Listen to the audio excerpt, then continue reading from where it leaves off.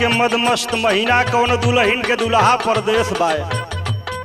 दुल्हन बड़ा परेशान बा, अपन परेशानी में दिन काटत हो सदाशिव भाई। वह अपन बिरह फोनवा से दादा सावन में बतावत हो।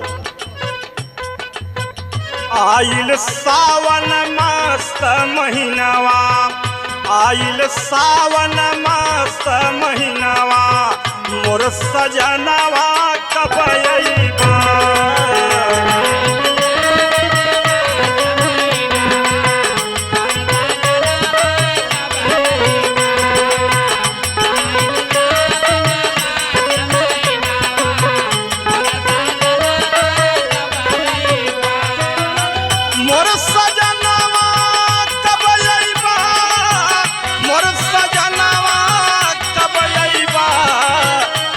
सजनवा कब अइबा। आइल सावन मस्त महीनावा, मोर सजनवा कब अइबा।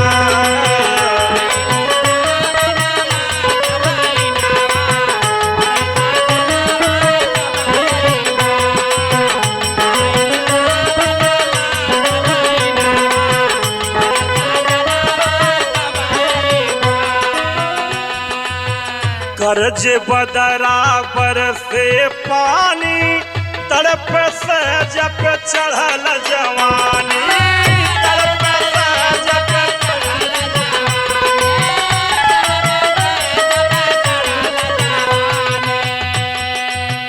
विरह में व्याकुल भइले मनवा, विरह में व्याकुल भइले मनवा, मोर सजनवा कब अइबा।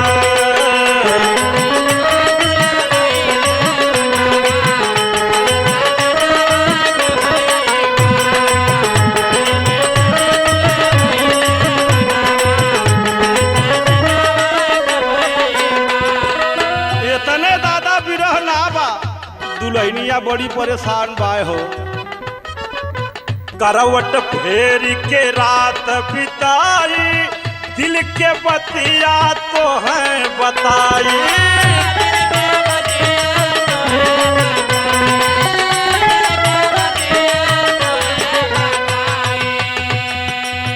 करवट फेर के रात बिताई, दिल के बतिया तो है बताई। भावे हमके नाही अंगनवा, भावे हमके नाही अंगनवा, मोर सजनवा कब अइबा।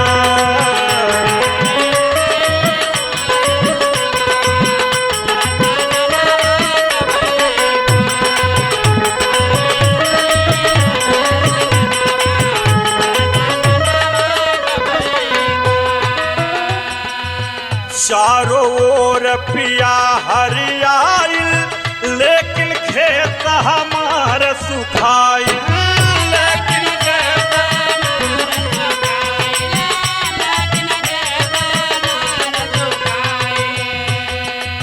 चारों ओर पिया हरियाइल, लेकिन खेत हमार सुखाइल। तड़पे बिरहिनी के परनवा, तड़पे बिरहिनी के परनवा, मोर सजनवा कब अइबा।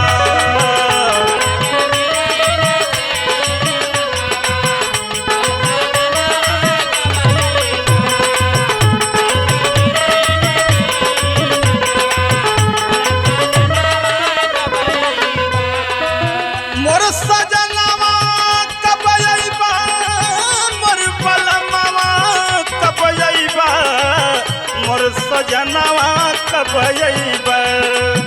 आइल सावन मस्त महीनावा, आइल सावन मस्त महीनावा, मोर सजनवा कब अइबा।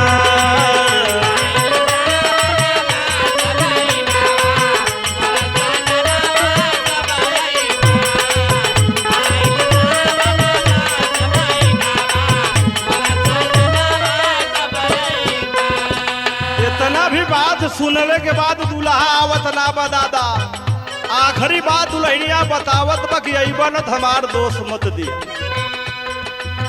अइबा नाही टूटिया पैबा मजा बलम न खात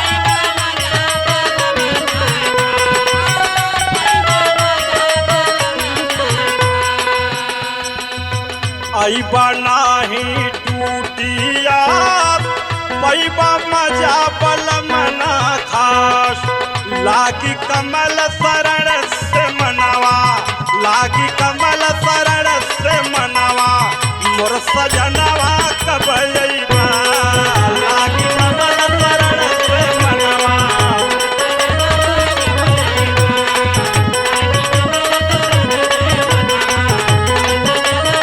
ए मोर सजनवा कब अइबा मोर सजनवा कब अइबा मोर सजनवा कब अइबा लागी